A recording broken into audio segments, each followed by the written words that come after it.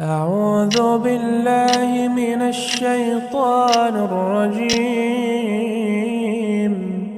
بسم الله الرحمن الرحيم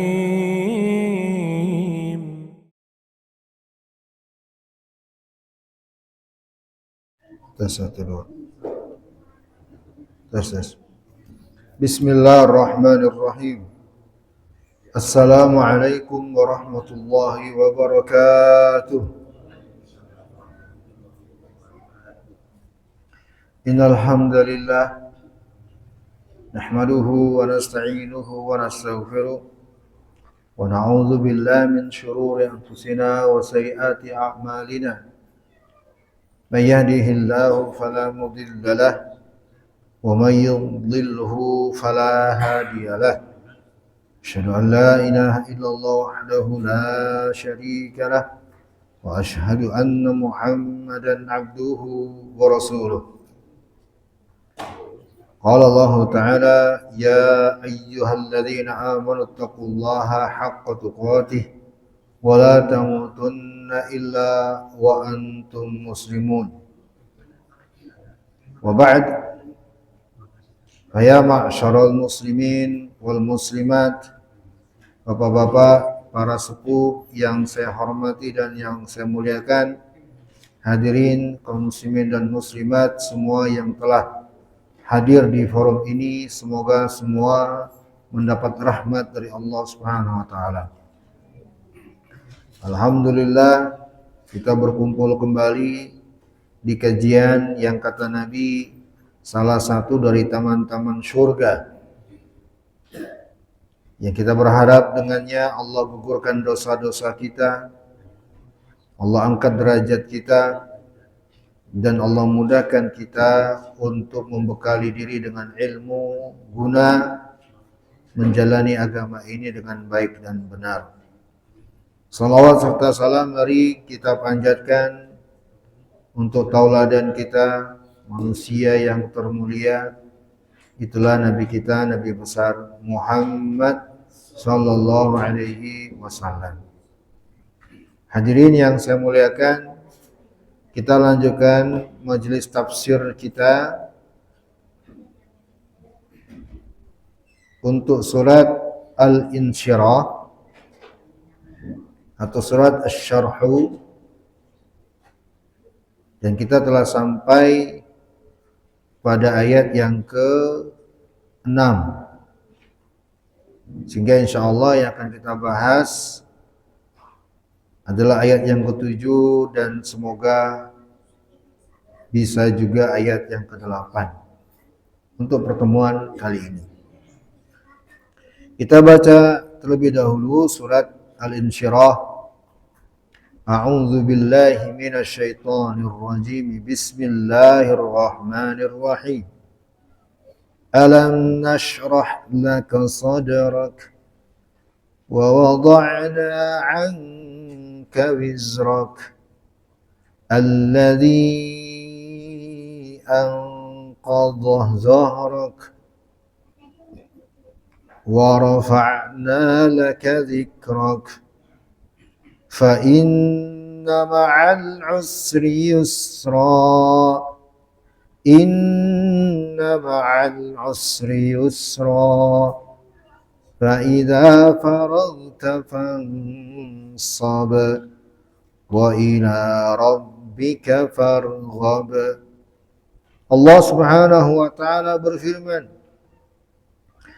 bukankah kami telah melapangkan untukmu dadamu dan kami telah menghilangkan daripadamu bebanmu yang telah memberatkan punggungmu, dan kami tinggikan bagimu sebutan namamu, karena sesungguhnya sesudah kesulitan itu ada kemudahan.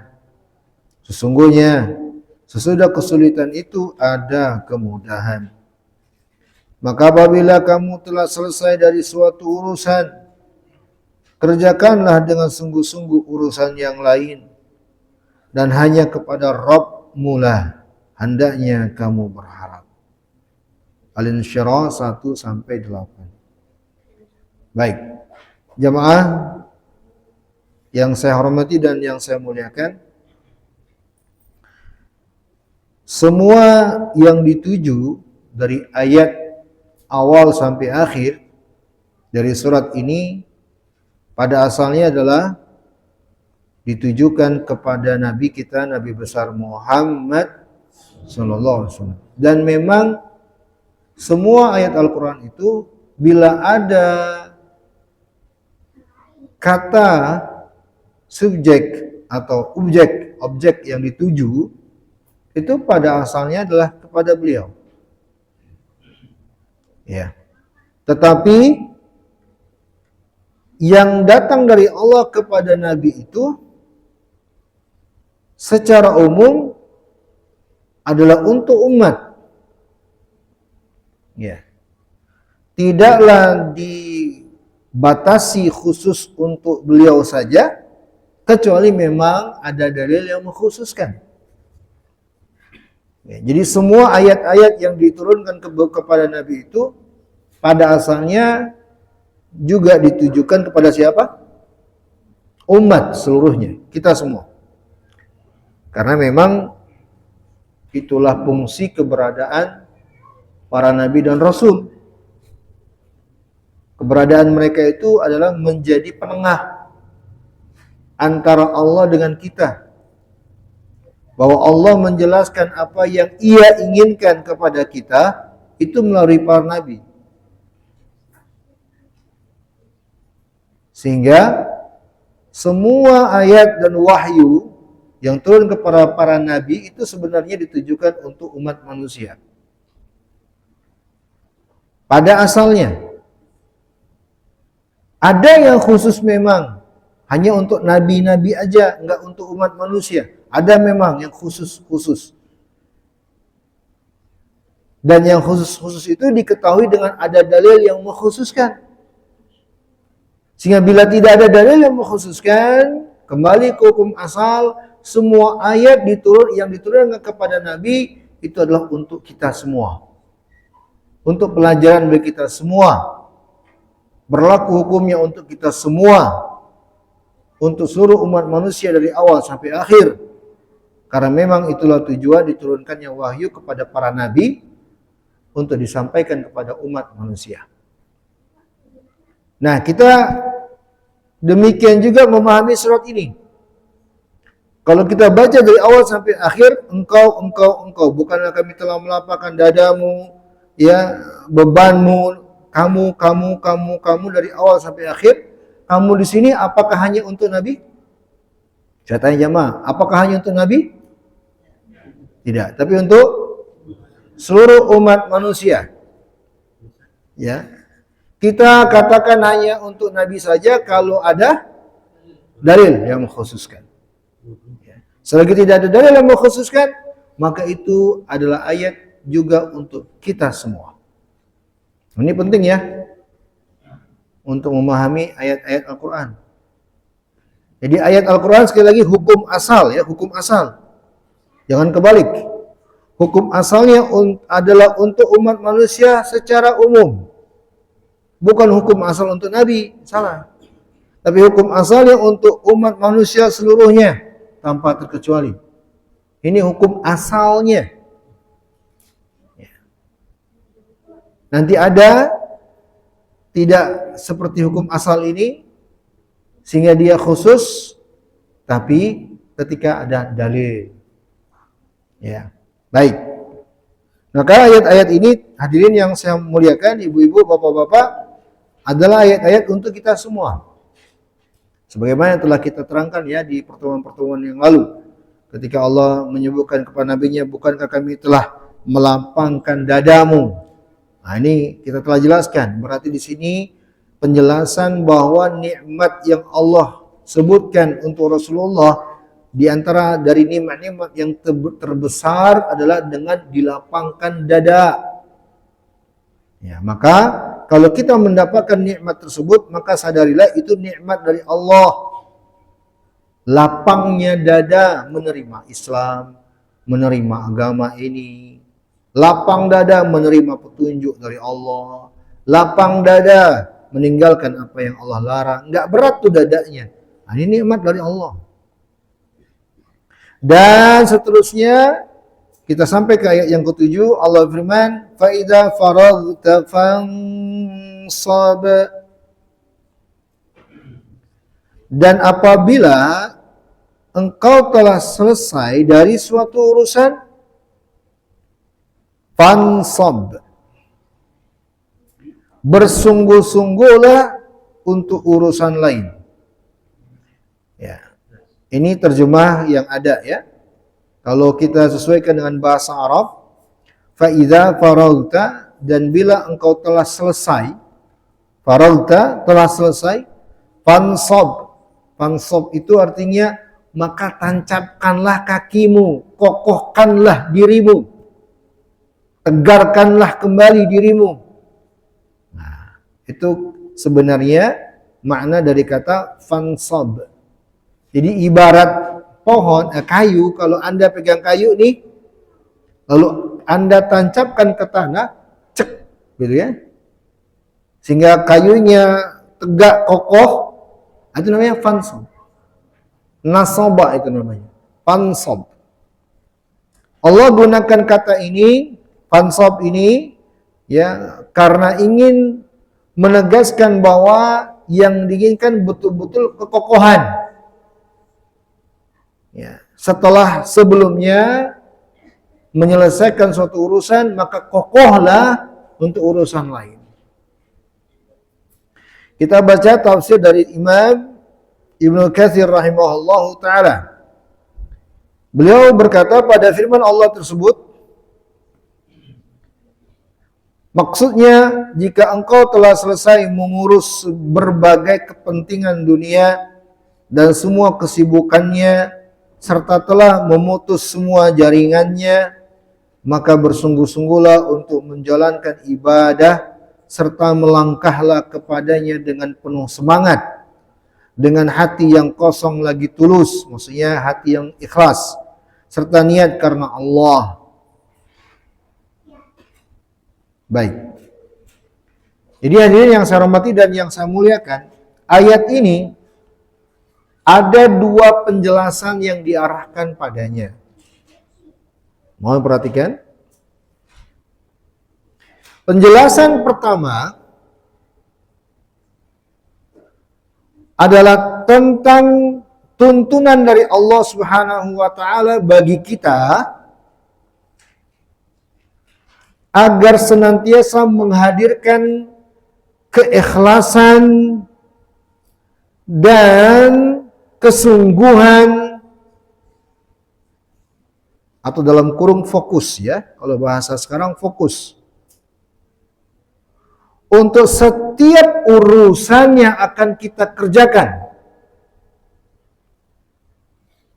Dan jangan terlalu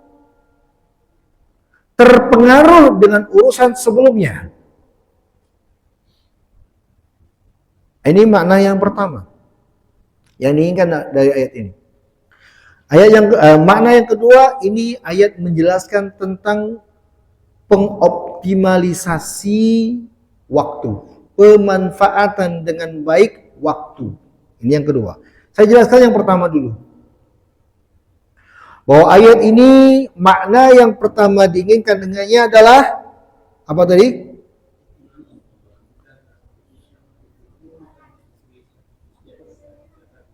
Untuk urusan yang akan baru kita kerjakan, tulus dan ikhlaslah serta fokuslah terhadapnya, dan dosa terlalu mikirkan yang telah lewat. Fokuslah untuk yang akan Anda kerjakan ini. Makanya hadirin yang saya hormati, para ulama seperti Imam Ibnu Katsir rahimahullahu taala di sini menyinggung tentang keikhlasan. Jadi, Bapak-bapak, ibu-ibu yang saya muliakan, tentang keikhlasan itu harus diperbarui setiap amalan.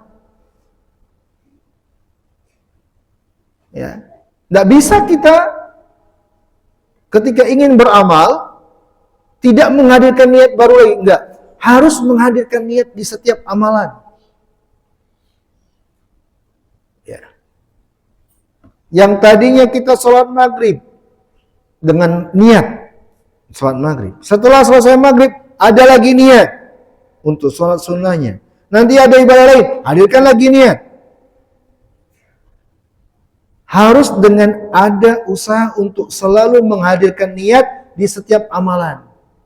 Maka ini penjelasan korelasinya dengan hadis Nabi SAW yang diriwayatkan Imam Bukhari dan Imam Muslim dari Amirul Mukminin Umar bin Khattab radhiyallahu taala anhu, innamal a'malu binniyat. Rasulullah sallallahu alaihi wasallam bersabda, sesungguhnya al-a'malu, amalan-amalan, binniyat, tergantung niat-niatnya. Dalam hadis ini kalau kita cermati, Rasulullah menggunakan kata jamak, bukan kata tunggal. Al-a'mal, bukan amalun, tapi a'mal, amalan-amalan. Menunjukkan ayat ini nih, bahwa semua amalan itu harus dengan niat-niatnya. Harus dengan niat-niatnya. Dan fokus terhadap amal-amal yang setiap amalan yang engkau ingin kerjakan itu. Ya. Bapak Ibu yang saya hormati dan yang saya muliakan. Dalam hadis tadi Rasulullah lanjutkan hadisnya, wa innama likulli imri'in ma nawa. Setiap orang akan mendapatkan sesuai dengan apa yang dia niatkan. Ya. Maka mulai sekarang, hadirin Bapak Ibu yang saya muliakan, mari kita selalu ingat untuk setiap amalan tanpa terkecuali yang akan kita kerjakan, perbaharuilah niat. Hadirkan terus niat baru, hadirkan terus niat yang baru. Karena itu bahkan kata para ulama adalah syarat diterimanya amalan lu. Niat itu syarat diterimanya amalan lu.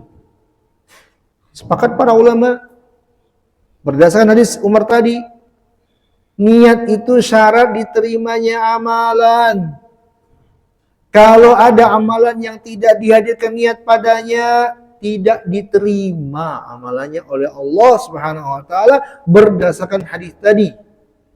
Pada lafaz wa innama likulli imri'in ma nawa. Setiap orang akan mendapatkan ganjaran sesuai dengan apa yang dia niatkan. Maka kalau tidak ada niatnya, nggak ada ganjarannya, artinya sia-sia. Ya. Dan tidak ada yang lebih baik kalau kita berbicara masalah niat. Tidak ada yang lebih baik kalau kita berbicara masalah niat selain mengikhlaskan niat. Menjadikan ikhlas niat kita. Menjadikan ikhlas niat-niat kita. Nah, Bapak Ibu, jamaah yang saya hormati, pelajaran selanjutnya, apa sih niat yang ikhlas itu? Apa sih niat yang ikhlas itu? Perhatikan. Niat yang ikhlas itu, para ulama menjelaskan banyak di beberapa tempat. Imam Ibnu Rajab, Imam Ibnu Qudama, Imam Ibnu Qayyim. Niat itu, ikhlas dalam niat itu adalah menjadikan Allah Subhanahu wa taala yang dituju.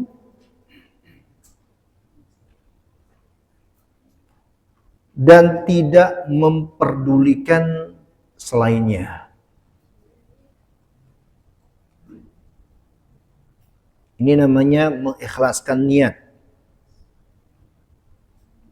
Menjadikan Allah Azza wa Jalla yang dituju. Kalau kalimatnya menjadikan Allah yang dituju, para ulama menjelaskan maksudnya adalah mengharapkan, menginginkan segala yang Allah Subhanahu wa taala tetapkan.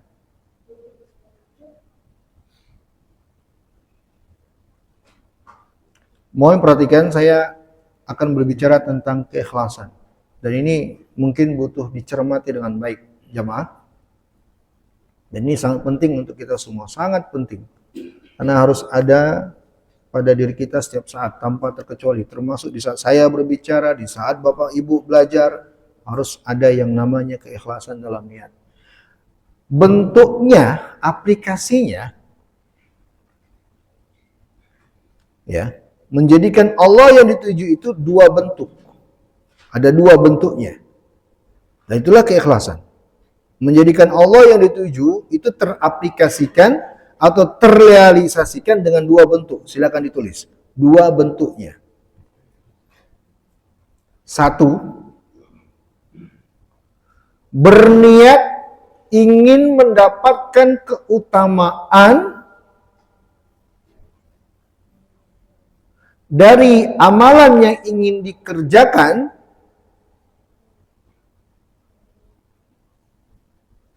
sesuai yang Allah atau Rasulnya jelaskan akan keutamaan tersebut. Jadi ingin keutamaan. Bapak Ibu yang saya muliakan, semua amalan dalam agama itu ada keutamaannya loh. Ada keutamaan, semuanya. Tidak ada yang tanpa keutamaan. Keutamaan itu maksudnya fadilah. Kebaikannya apa sih? Manfaatnya apa sih? Itu ada semua. Dalam agama kita itu semua ada. Salat ada keutamaannya. Puasa, zakat banyak keutamaannya.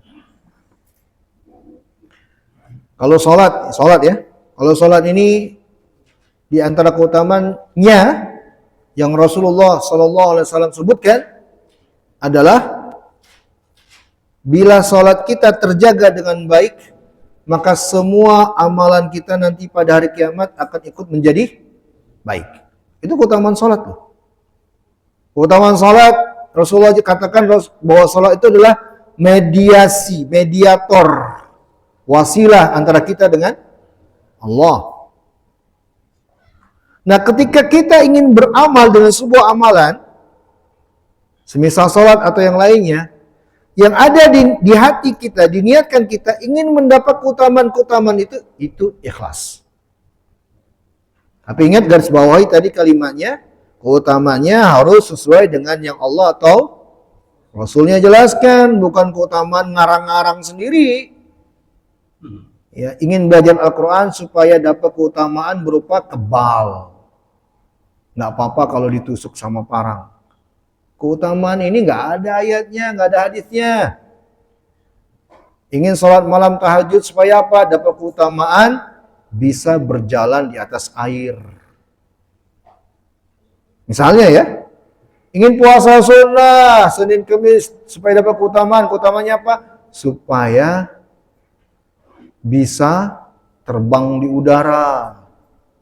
Dan berbagai macam keutamaan yang nggak pernah Allah dan Rasulnya sebutkan. Ini bukan keikhlasan, tipu daya syaitan ini. Walaupun dia bilang karena Allah loh. Bisa dipahami? Paham ya? Ini ikhlas aplikasi pertama. Carilah keutamaan. Nah, untuk kalau bentuk yang pertama ini, Bapak Ibu yang saya muliakan, kita nggak akan pernah bisa tahu keutamaan untuk sebuah amalan kecuali dengan proses belajar. Itulah pentingnya belajar. Dengan belajar, kalau enggak kita kan rekayasa sendiri, ngarang-ngarang. Ya. Adanya majelis taklim itu untuk membantu kita supaya tahu keutamaan sebuah amalan itu apa. Kalau kita enggak hadir majelis taklim, bisa lacak. Alhamdulillah mudah sekarang perangkat banyak. Supaya kita bisa ikhlas. Dan supaya kita enggak ngarang-ngarang. Karena yang menentukan syariat ini adalah Allah, dan Allah Maha tahu apa yang diinginkan dengan amalan-amalan yang Allah tetapkan itu. Kita nggak boleh ngarang-ngarang. Kalau kita ngarang-ngarang, itu namanya lancang kepada Allah Subhanahu Wa Taala. Allah tetapkan ini amalannya, tujuannya ini, lalu kita beramal dengan tujuan lain, kan itu lancang namanya. Lancang kan? Ya, nggak boleh itu. Ya. Nah, ini ikhlas. Kalau enggak ini, maka tidak ikhlas, itulah jatuhnya ria, itulah jatuh sekian banyak hal-hal yang merusak keikhlasan. Ini satu, aplikasi yang pertama. Untuk yang pertama ini, kita mesti apa? Mesti belajar. Bapak Ibu yang saya muliakan, bersyukurlah kepada Allah bila ternyata Allah memudahkan Bapak Ibu belajar. Karena belajar ini sebenarnya proses untuk kita bisa ikhlas. Bersyukurlah kepada Allah. Nikmat yang luar biasa itu. Dan kemudian setelah itu kita berterima kasih juga kepada pengurus DKM yang masih hari ini mempertahankan majelis taklim di masjid ini. Walaupun mungkin suatu saat nanti taklimnya nggak pakai hidangan-hidangan kayaknya deh. Ya nggak Pak Yuda? Ya coba kalau seandainya taklimnya tujuannya untuk dapat makan habis isya, coba. Ikhlas nggak itu? Saya tanya aja Pak, ikhlas nggak itu?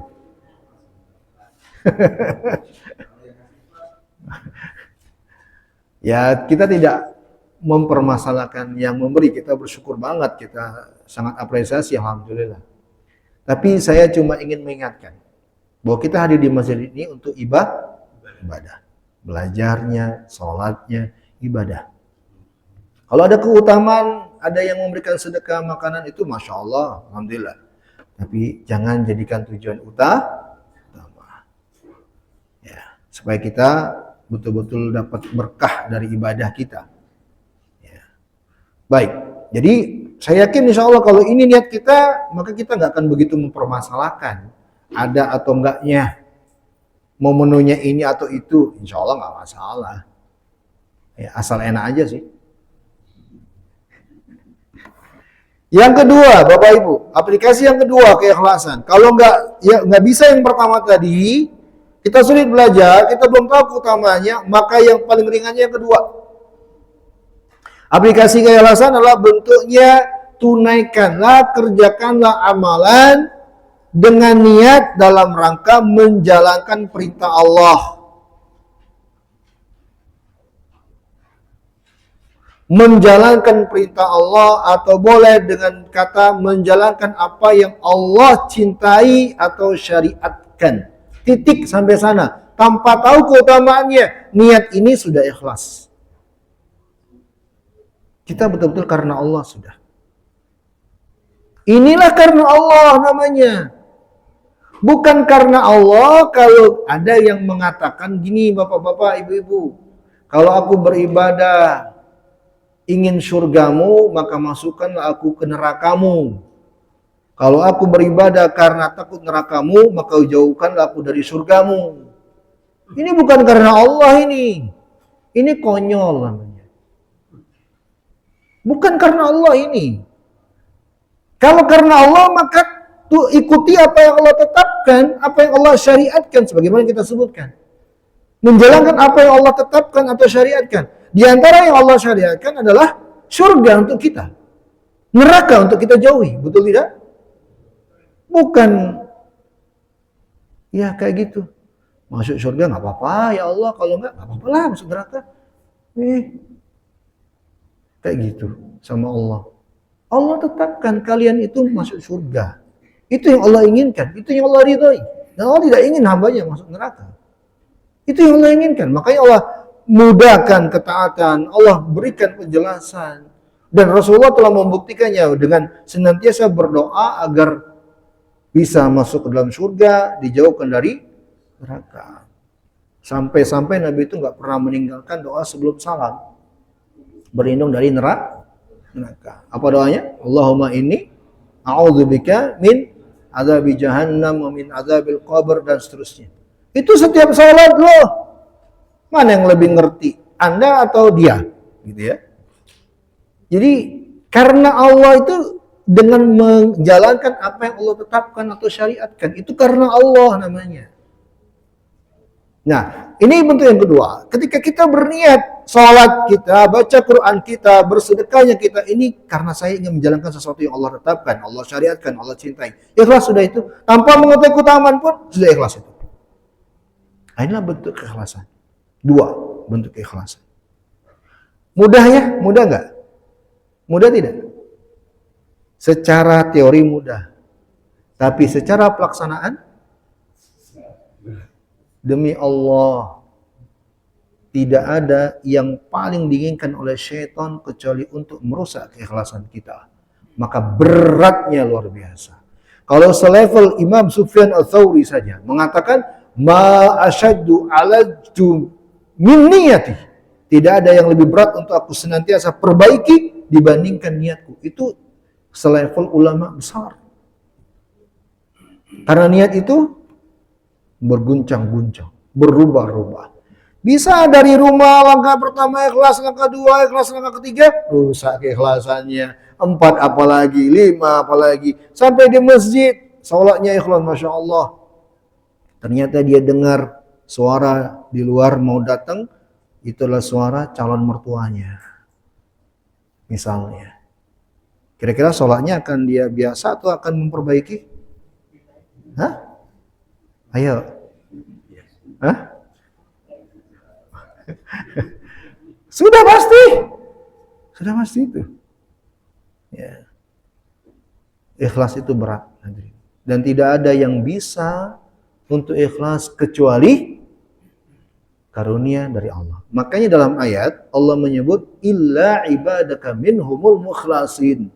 Syaitan sudah berjanji loh, bersumpah. Aku akan sesatkan semua hamba-hambamu illa minhum min ibadika mukhlasin. Aku akan sesat laghwiyannahum ajma'in illa ibadaka minhumul mukhlasin. Aku akan sesatkan semua hamba-hambamu kecuali mereka yang mukhlasin. La-nya fathah. Bukan mukhlis. Beda loh, mukhlas, mukhlis. Apa bedanya? Kalau mukhlas, la-nya fathah, dia yang diberi keikhlasan.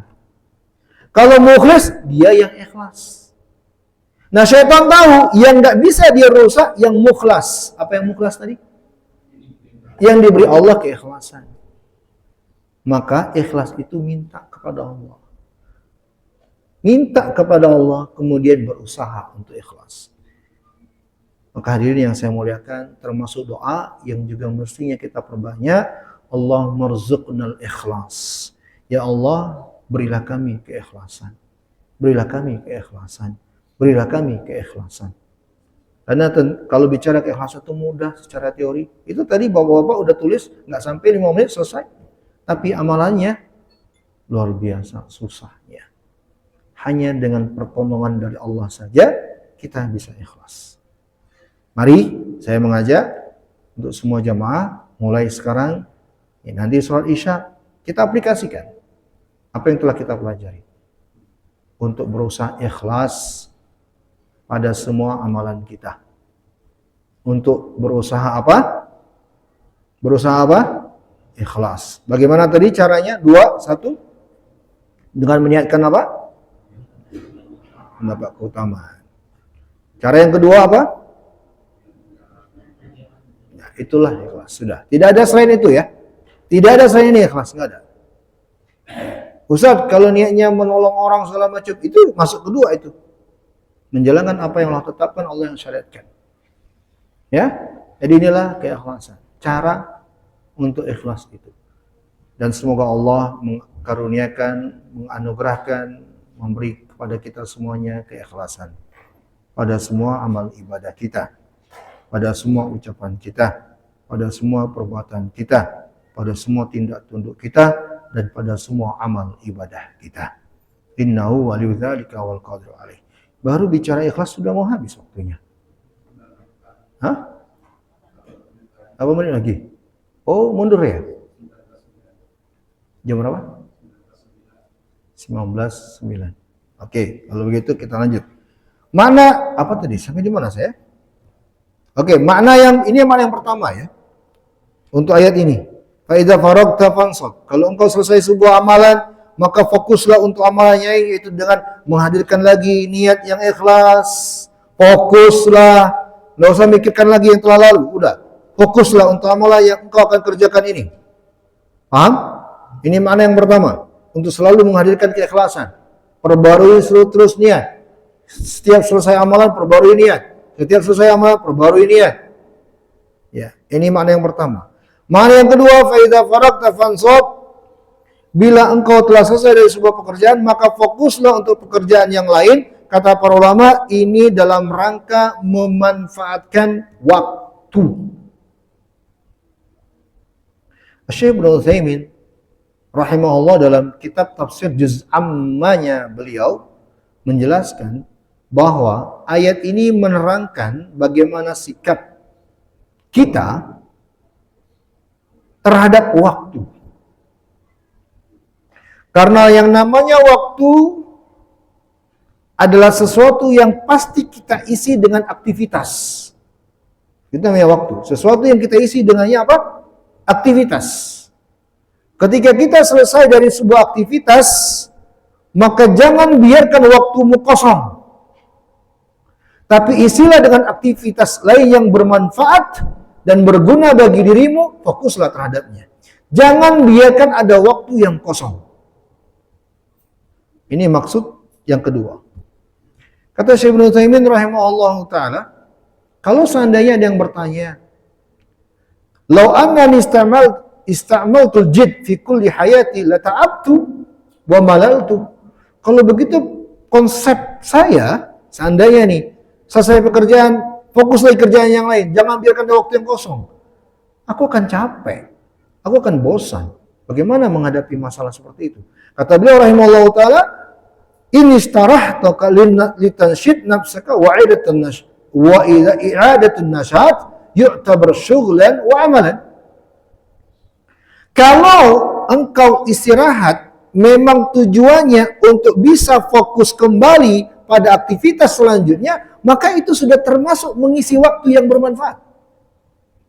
Bisa dipahami? Kita nih habis kerja, habis mengerjakan sesuatu capek, letih. Tadi katanya setelah selesai pekerjaan jangan biarkan kosong nih waktu. Fokus pekerjaan yang lain nih. Ya. Ada yang bertanya, ya kalau gitu capek dong. Kapan istirahatnya? Nah, Syekh memberi nasihat. Kalau engkau butuh istirahat, maka jadikan istirahatmu itu untuk membangun semangat kembali, membangun tenaga lagi, mengumpulkan tenaga lagi, agar bisa aktivitas selanjutnya. Maka istirahatmu itu sudah termasuk mengisi waktu dengan sesuatu yang bermanfaat. Paham? Paham ini? Ya. Jadi bukanlah istirahat yang betul-betul tidak ada niatnya gitu loh. Hanya betul-betul menghabiskan waktu, menghabiskan uang, menghabiskan... Enggak. Kalau kita niatnya supaya nanti untuk aktivitas selanjutnya bisa optimal lagi, maka istirahatmu itu sudah termasuk mengisi waktu dengan baik. Tidak tersia-siakan itu. Hadirin yang saya hormati dan yang saya muliakan, makna yang kedua ini pernah ditegaskan oleh Ibnu Umar radhiyallahu anhu, sahabat yang mulia, dalam hadis yang diriwayatkan Imam Bukhari.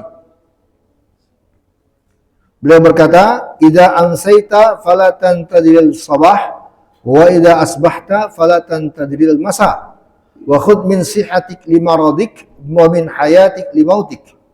Kata Ibnu Umar, apabila engkau tiba di waktu petang, jangan tunda-tunda waktu subuh.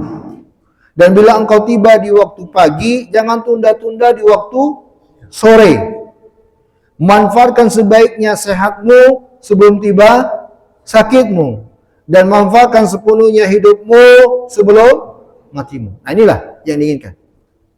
Jadi, hadirin yang saya hormati dan saya muliakan, kita itu berpacu dengan waktu. Berpacu dengan waktu. Kalau kita tidak yang memanfaatkan waktu, maka waktu itu akan menggilas kita.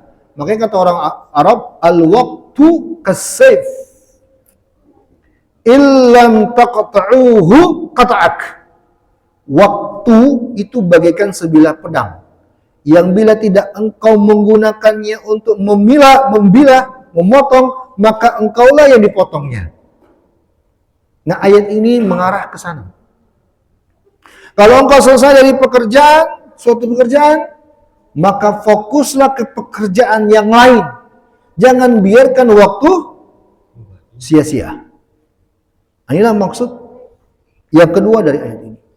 Baik, mungkin kita cukupkan dulu sampai di sini karena waktu membatasi.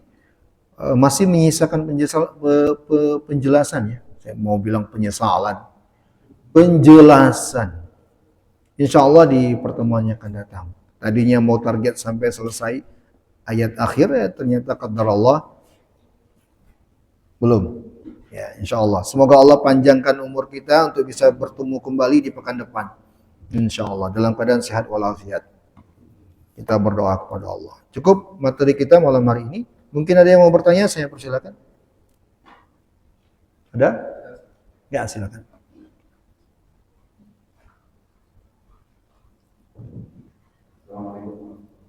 Waalaikumsalam warahmatullahi wabarakatuh. Ya. Memang tadi sudah dijelaskan dalam pelaksanaan seperti ini kan agak susah ya. Iya susah banget. Yang saya rasakan adalah bagaimana kita saat sholat itu kadang bacaan kita salah atau mungkin kelewat rakaatnya. Cara mengatasi itu bagaimana? Sebelumnya kita kan sudah berniat untuk berniat ibadah. Nah, itu ada khususnya dalam sholat karena ini sholat kan nggak bisa diulang-ulang. Maksudnya apakah bacaan kata Al-Fatihah kita mengulang Al-Fatihah itu ada salah. Kemudian kita mengulang dari awal atau bacaan itu bagaimana? Baik. Ini mungkin satu hal saja. Ya.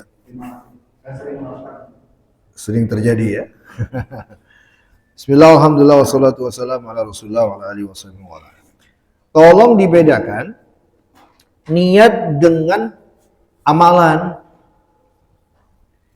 Jadi niat itu soal hati. Soal hati niat itu. Letaknya di hati. Adapun masalah prakteknya itu di amalan anggota badan. Artinya gini, orang yang ikhlas itu, yang udah ikhlas niatnya di hatinya, itu bukanlah jaminan pasti amalannya benar. Enggak. Orang yang ikhlas bisa jadi amalannya mungkin ada yang salah. Dan itu enggak merusak keikhlasan itu karena itu dua persoalan yang berbeda. Salah dalam sholat itu perkara yang lumrah dan itu bukan pertanda tidak ikhlas. Rasulullah SAW sendiri pernah salah sholatnya. Pernah enggak? Pernah. Sholat zuhur menjadi 3 rakaat. Pernah beliau. Alaihi salatu wassalam. Dan ini enggak mengurangi kemuliaan beliau ya. Hadis-hadis seperti ini sudah kita terangkan di pertemuan yang telah lalu. Pelajarannya apa dan maksudnya apa. Jadi kalau masalah niat itu tetap mau nggak mau harus. Tidak boleh tidak itu. Ikhlas. Niat itu harus diikhlaskan. Nggak bisa tidak. Adapun masalah prakteknya, kita berusaha semaksimal mungkin agar tidak tersalahkan. Bacaannya jangan sampai salah, jumlah rakaatnya jangan sampai salah. Bagaimana caranya? Kalau masalah bacaan, maka mungkinkan hafalan. Terus upayakan khusyuk dalam sholat. Ya, pikiran-pikiran yang mengganggu sholat, jauhkan dulu. Kalau masalah bacaan, ini lebih identik dengan pemahaman kita terhadap apa yang kita baca. Semakin kita memahami apa yang kita baca, itu insya Allah akan semakin memudahkan kita untuk tidak salah dalam bacaan. Karena ngerti apa maksud dan arti dari bacaan. Kalau terjadi salah, Ustaz, gimana solusinya? Untuk Al-Fatihah nggak perlu diulang, sholatnya ya. Tapi kalau Al-Fatihahnya diulang aja nggak apa-apa. Untuk Al-Fatihahnya, salah nih, ulang aja Al-Fatihahnya. Karena Al-Fatihah itu rukun sholat. La sholat lima lam yaqra' bi ummil kitab. Gak sah sholat orang yang nggak baca ummul kitab, yakni Al-Fatihah. Maka solusinya itu ulang aja bacaan Al-Fatihahnya. Nggak usah diulang sholatnya. Kalau masih dalam sholat, tapi kalau sudah selesai sholatnya baru sadar tadi Al-Fatihahnya nggak sempurna, itu bisa ulang itu. 1 rakaat atau berapa rakaat, tergantung Al-Fatihahnya berapa yang nggak terbaca dengan baik. Jadi begitu. Jadi sekali lagi keikhlasan dengan beramal itu dua hal yang berbeda. Ikhlas tetap harus dijaga. Adapun dalam beramalnya, proses beramalnya, maka ini harus kita selalu usahakan untuk maksimal, baik, ya tidak salah dalam beramal. Wallahu ta'ala a'lam bishawab. Cukup ya? Cukup Pak Ida? Kita akhiri. Jazakumullah khairan wa barakallahu fikum. Syukron dan terima kasih atas kehadiran dan perhatiannya. Semoga bermanfaat dan saya mohon maaf atas segala keterbatasan. Kita tutup subhanakallahumma wa bihamdika asyhadu an la ilaha illa anta astaghfiruka wa atubu ilaik. Walhamdulillah wabillahi taufiq wal hidayah. Wassalamualaikum warahmatullahi wabarakatuh.